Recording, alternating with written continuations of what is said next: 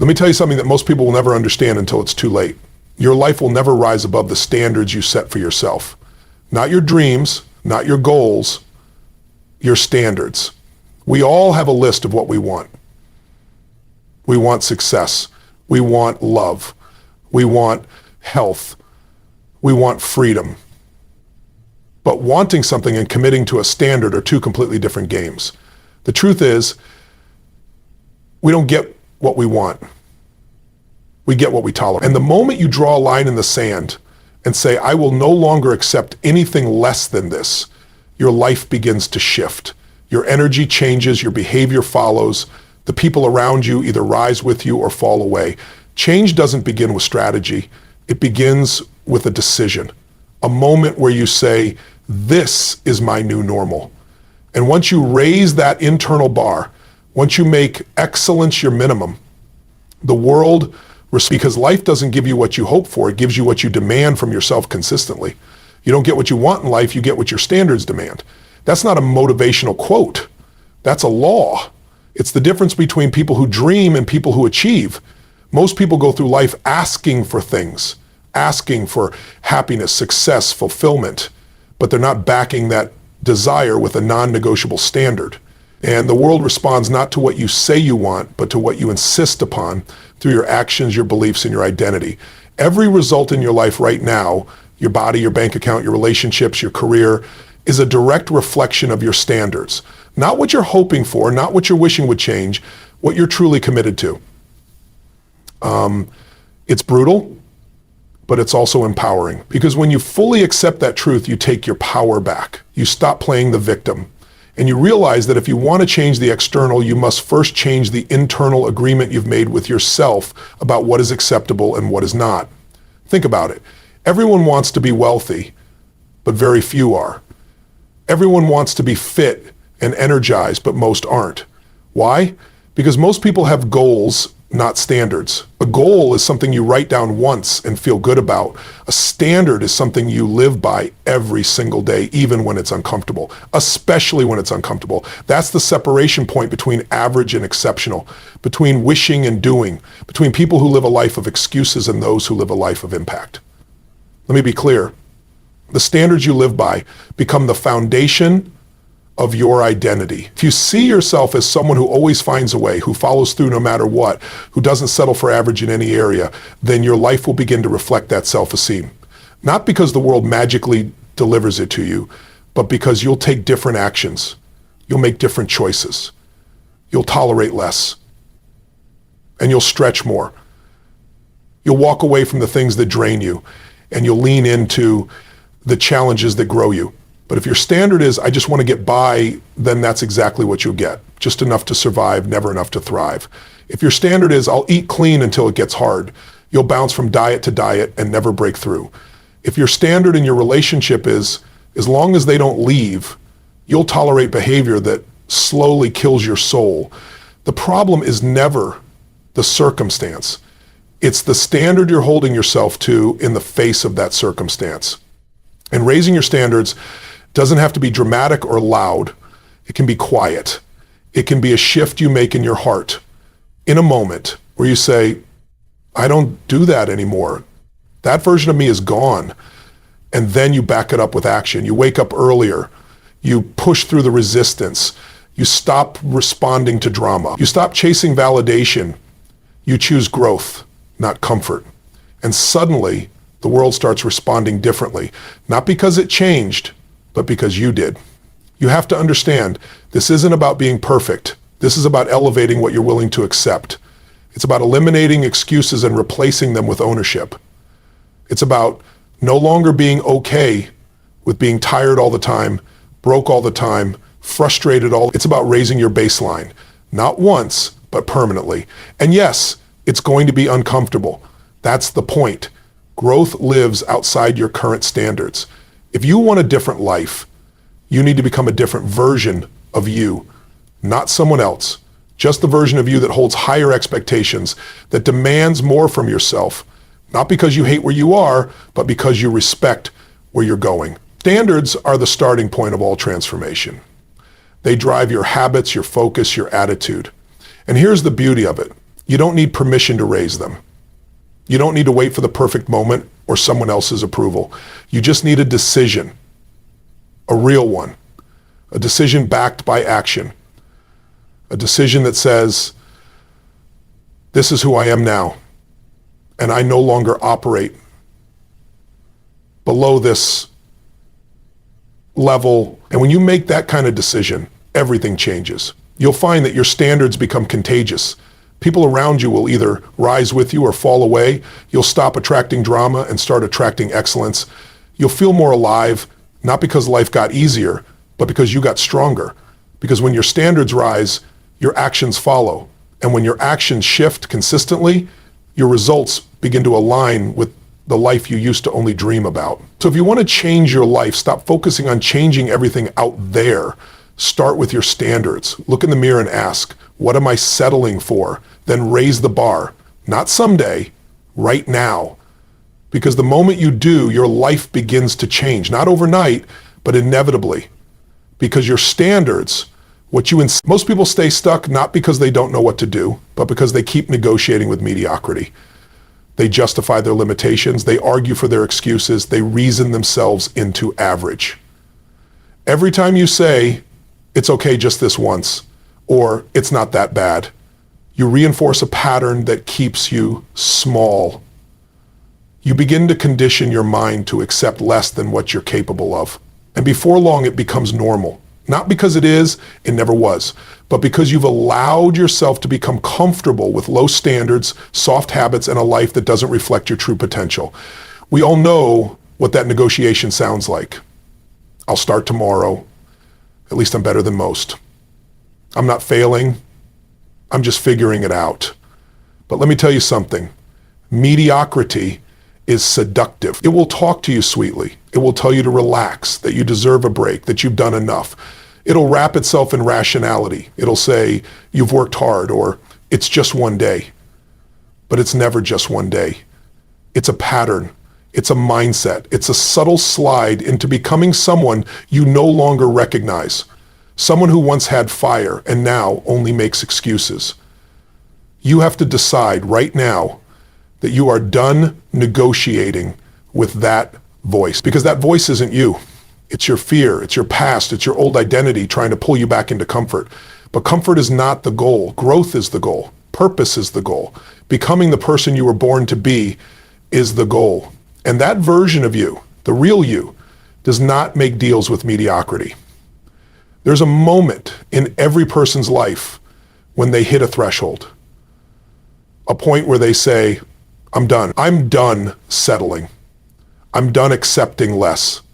I'm done listening to that voice in my head that tells me to lower my standards just to make it easier.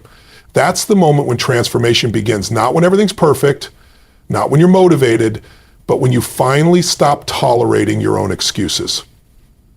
That's when you go from wishing for change to creating it. See, when you stop negotiating with mediocrity, you stop compromising on the things that matter most. You stop hitting snooze on your dreams.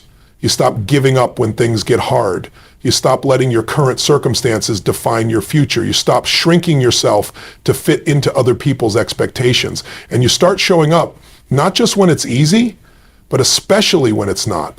That's when the real you steps forward. That's when your standards rise. That's when your energy shifts. You begin to operate from a place of certainty, from a place of power, from a place of ownership. You don't wait for someone to push you, you push yourself. You don't need a cheerleader, you become your own. You don't avoid challenges, you face them because you know they're the pathway to your next level. It's not about being perfect. It's about being done with average, done with giving half effort, done with being okay with good enough. Because the truth is, you were never meant to be average. You were born with something inside you that is powerful, unique, and capable of extraordinary impact. But that part of you can't thrive in a life where mediocrity is acceptable. It only comes alive when you demand more from yourself. When you say, I know there's more in me, and I'm no longer settling for anything less. And yes, it's going to be uncomfortable. You're going to want to quit. You're going to hear that voice again telling you to take the easier path. But that's the test. Every time you silence that voice, Every time you choose discipline over distraction, action over excuses, standards over softness, you build a new version of yourself, a stronger version, a version that no longer negotiates with mediocrity because they've tasted what it feels like to live in integrity with their potential, and nothing less will satisfy. It's not about hustling for the sake of hustle. It's about honoring your calling. It's about building a life that reflects who you really are. It's about no longer being available for things, people, or behaviors that keep you stuck. You're not lazy, you're not broken, you're just surrounded by low standards that you've been tolerating for too long. And the minute you raise those standards and stop making deals with average, everything changes. Your habits change, your peer group changes, your energy changes, your outcomes change. So the question is simple. What are you still negotiating with? What lie are you still telling yourself to stay small? What have you been tolerating that no longer aligns with who you want to become? It's time to make a new agreement, one where you stop asking, what can I get away with? And start demanding, what's the highest standard I can hold myself to today? Because that question, that standard, that commitment will take you further than any strategy or motivation ever will. You were not designed for a life of mediocrity. You were built for greatness. But greatness only reveals itself when you stop making deals with average and start making decisions that reflect your highest self. And that journey begins the moment you stop negotiating and start committing. You don't need to have it all figured out. You just need to start showing up as the version of yourself who would. You don't need to be confident all the time. You just need to act like the person who moves forward even when they're uncertain. That's the game. Identity is built through action, through proof, through evidence. You don't wait until you feel worthy. You build worthiness through consistent, courageous decisions. And let's be honest, the world will always try to define you. People will try to put you in a box based on who you've been, based on your past mistakes, your current struggles, your background, your circumstances. But none of that has to define your future unless you let it. You are not your past. You are your decisions. You are your discipline. You are the standard you hold when no one's watching. That's your identity. And if that identity isn't empowering you, it's time to change it. Because once you change how you see yourself, you change what you expect from yourself. You stop accepting average. You stop tolerating excuses. You start demanding more, not from a place of ego, but from a place of alignment. Because when your identity and your standards are aligned, there is no gap between what you want and what you create. You no longer have to fight for motivation. You live from a place of mission. You no longer need external validation. You've built internal certainty. You become the kind of person who naturally produces excellence, not because it's easy, but because it's your new normal. And this is the truth that changes everything. When you shift your identity, you don't just change what you do, you change what's possible. You unlock levels of clarity, consistency, and capacity that were always inside you, just waiting for you to stop seeing yourself through the lens of limitation. And when that shift happens, life doesn't just improve, it transforms. Not because the world changed, but because you did. Pain is the catalyst for higher standards. Most people try to avoid it, numb it, run from it. But the truth is, pain is a gift. It's a messenger. It shows up when something in your life is no longer aligned with who you're meant to be. And while the world teaches us to fear pain, the most successful, fulfilled people you'll ever meet have learned to use it. They don't run from it, they lean into it. They let it burn away the parts of them that no longer serve the vision they're building. Breakthrough doesn't come in comfort. It comes when the pain of staying the same becomes greater than the pain of change. That's when you snap. That's when you say, I've had enough. That's when the old version of you dies and the next level begins to emerge. That's when you raise your standards, not because you read it in a book, not because someone told you to, but because you feel it in your gut. You reach that moment of total emotional leverage and you make a decision that you will never again return to the way things were. We don't change when things are kind of bad. We change when things get unbearable, when the weight of mediocrity crushes your spirit, when the lies you've been telling yourself no longer work, when you wake up and realize that the life you've been tolerating isn't even close to the one you're capable of living. That's pain doing its job. That's pain waking you up. And in that moment, you can either resist it, numb it with distraction, or let it fuel your transformation. Think about it. When did you grow the most? It wasn't when everything was going smoothly. It was when you were tested, when your heart got broken, when your back was against the wall, when you lost something or someone that mattered, when you were forced to decide, am I going to let this define me, or am I going to use it to redefine myself? That's the beauty of pain. It pushes you into decisions you've been avoiding. It forces you to raise your standards, not out of inspiration, but out of necessity. Some people wait until life forces them to change. They wait until their health collapses, until their relationship falls apart, until the bills pile up, until the dream is dead. But the most powerful shift you can make is to use pain early. Don't wait until it gets unbearable. Listen when the discomfort starts whispering, when you feel the unease in your soul telling you you're meant for more. That's your moment. That's your call to raise your standards before life forces you to. Because here's the truth. Pain can either break you down or build you up. It depends on what you do with it. If you try to avoid it, it will chase you. It will grow. It will keep coming back louder and louder until it has your full attention. But if you face it, if you embrace it, if you use it to make new decisions, to take new actions, to set new standards, it becomes your power. It becomes your edge. It becomes the fuel that drives you beyond anything you thought you were capable of. People who achieve extraordinary things aren't lucky. They're not superhuman. They're people who got sick of their own excuses, people who hit emotional rock bottom and said, never again. That never again moment is where the shift begins. It's not the prettiest place. It's not the most comfortable place, but it's the realest place. Because in that place, you stop lying to yourself. You stop blaming other people. You stop waiting for someone to come save you. You finally look in the mirror and take ownership. And that's when everything changes. Pain is also honest. It strips away the fluff. It shows you what matters. It reveals the habits, the environments, the relationships that are dragging you down. It brings everything to the surface. And from that clarity, you can finally say, I'm done living like this. And when that statement comes from deep enough pain, it becomes a commitment, not a wish, not a preference, a full body, full heart, no turning back kind of commitment. And from that commitment, standards are born. New behaviors are born. A new identity begins to emerge, not because you read it on a vision board, but because you were forged in fire. You felt the pain of wasting time, of holding back, of living small, and you chose something higher. That choice becomes the foundation of a new life.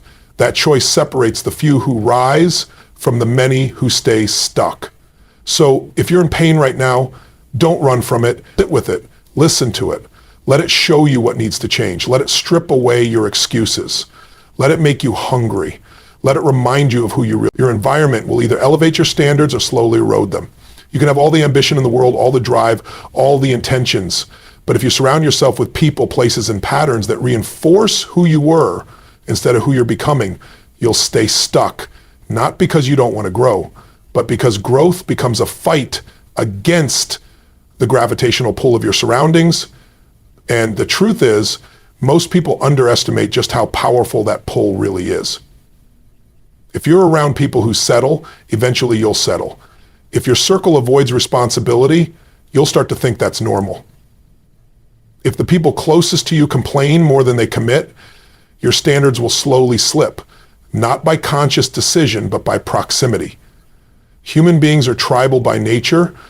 We conform to our environment, not out of weakness, but out of survival. The brain is constantly scanning, asking what's safe here, what's accepted, what's average. And whatever the answers are, that's what you'll start to mirror. Unless you make a conscious decision to choose a higher standard and surround yourself with people who reflect that decision. If you want to raise your life, raise your environment. Audit it like your life depends on it, because it does. What do you see when you wake up? What do you hear throughout the day? Who do you talk to most? What kind of language do they use? What kind of energy do they bring? What do they expect from themselves and from you? That's not just background noise. That's either reinforcing the identity you're stepping into or the one you're trying to outgrow. Too many people try to create massive change while staying in toxic environments and then wonder why they keep slipping back into old habits. It's like trying to heal while standing in the same room that made you sick. It's not impossible, but it's slow, painful, and often unsustainable. Your standards need support. They need reinforcement. They need to be surrounded by energy, people, and systems that pull you forward, not drag you back. This doesn't mean you have to cut everyone out of your life, but it does mean you have to stop giving equal time and influence to people who are committed to staying stuck. Love them, but lead them by example. Raise your own standards so high that they feel compelled to rise with you or uncomfortable enough to fall away, not because you're better, but because you've made a different decision. You've decided that growth is non-negotiable. And that decision comes with consequences. Some people won't understand it. Some will criticize it. Some will walk away. But you've got to be willing to outgrow people, places, and patterns that no longer serve your vision. It's not just people either. Your environment includes your habits, your rituals, your digital inputs, your space, your schedule. Is your home set up to support your energy or drain it? Is your calendar filled with high-value activity or mindless busyness? Is your phone feeding you inspiration or distraction? Every detail matters because every detail sends a message to your subconscious about what's important. And if you keep tolerating clutter, chaos, and low standards in your space, you'll begin to tolerate them in your life. That's why environment design is so powerful. You don't need more willpower. You need fewer temptations. You don't need more motivation, you need better systems. You don't need to force discipline every single day. You need to set up your life in a way that makes the right actions automatic. Success isn't about fighting your environment. It's about creating one that makes success inevitable, where your standards are reinforced by what surrounds you, not undermined by it. Imagine waking up in a space that energizes you, talking to people who challenge and inspire you, listening to content that sharpens your mind, instead of numbing it, moving through routines that support your focus, your health, your purpose. That kind of environment doesn't just help you win, it makes it harder to lose. It becomes the fertile ground where your highest standards can take root and thrive, but you have to choose it, you have to build it, because if you don't, life will hand you one by default. And default environments lead to default outcomes. You'll drift, you'll wonder why your standards keep slipping, and you'll convince yourself that it's a motivation problem when it's really an environment problem. You're trying to climb a mountain while tied to anchors. You're trying to ignite a fire while standing in the rain. So the question is, what are you still tolerating in your environment that's holding you back? Who are you giving access to that no longer earns it? What parts of your life need to be redesigned to match the version of you you're committed to becoming? Don't just think about it, act on it, change your space, upgrade your inputs, set new boundaries, build new rhythms. Create an environment so aligned with your highest standards that even on your off days, you're still moving forward. Because when your environment reflects your vision, your standards stop feeling like effort. They become your baseline. And from that baseline, you don't just grow, you soar. There is a line in life between those who want and those who demand, between those who wish for things to change and those who refuse to settle for anything less than transformation. That line is commitment. Not interest, not excitement, not motivation, commitment.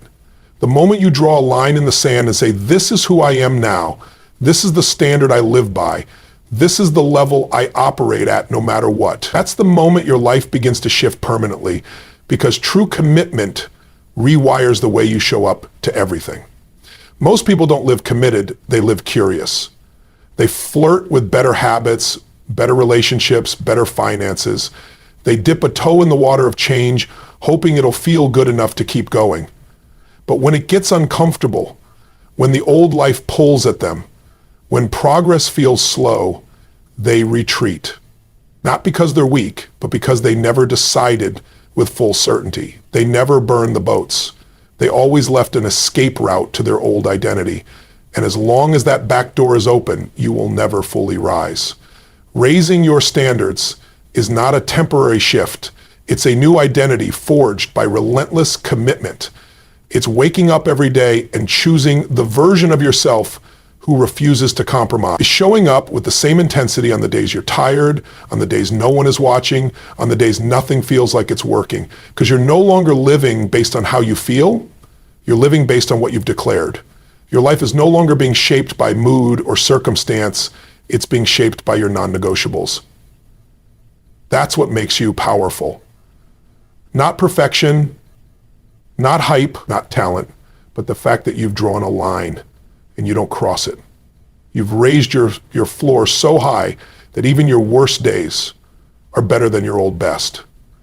That doesn't come from motivation. It comes from being sick of the old story, from being disgusted with settling, from knowing in your core that the life you're living is not your full potential, and using that dissatisfaction to fuel an unshakable level of discipline. People think discipline is punishment. It's not. Discipline is freedom.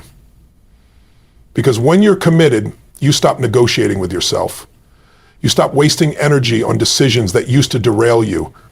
You don't ask yourself, should I show up today? You just do. You don't ask, should I lower my standards because it's hard? You keep them high. And in that consistency, you gain momentum. And in that momentum, you gain belief. And eventually, you become someone who no longer needs to chase confidence because you've built it from the inside out. Commitment also means you don't get to blame anymore. You don't get to point the finger at circumstances or other people or your past. You take ownership, full, radical, unfiltered ownership. You say, if this is going to change, it starts with me. And when that level of responsibility kicks in, it activates a power inside you that most people never tap into. A power that doesn't need perfect conditions, a power that creates results even in the storm. Because it's not about convenience anymore, it's about who you've chosen to become. And you'll know you've truly committed when you stop needing external validation, when you no longer need applause to keep going, when your standard is so deeply internalized that you would rather be misunderstood with integrity than liked while compromising. That's when you're dangerous, in the best way. Because you're no longer living to fit in. You're living to stand out, to rise up, to break cycles, to show others what's possible when a human being refuses to shrink to their environment. This isn't about hype or hustle culture. This is about integrity with yourself. Can you look yourself in the mirror at the end of the day and say, I honored my word to me, not to anyone else, to you? Because when you consistently do that, when you keep promises to yourself, you build an inner strength that can't be taken.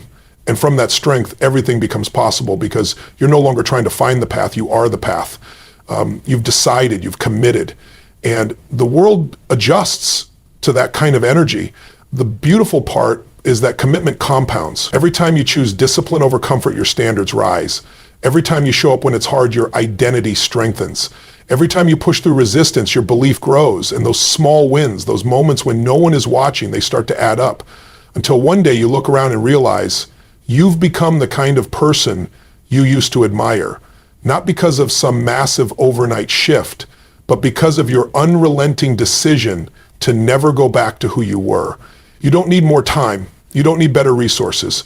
You need a moment, a defining moment, where you decide that the old life is no longer acceptable, that your standards are no longer optional, that your word is law. And when that moment comes, everything changes. Not because the world becomes easier, but because you become unshakable. That's the power of true commitment. It's the foundation that every lasting transformation is built on. And once you make that decision, there is no turning back, only rising forward.